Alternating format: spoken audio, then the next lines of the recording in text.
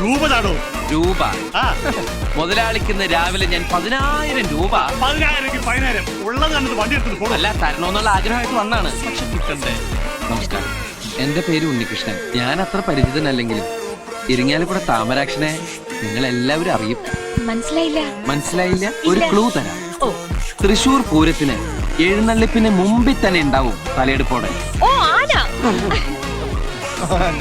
ആനയല്ല, എന്റെ അച്ഛനാ.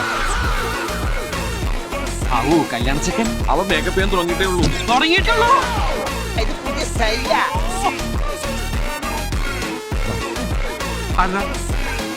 ആരാ വെള്ളടിച്ച് പഠിപ്പിക്കുന്നത്? വെള്ളരിക്ക് പുല്ലടാ.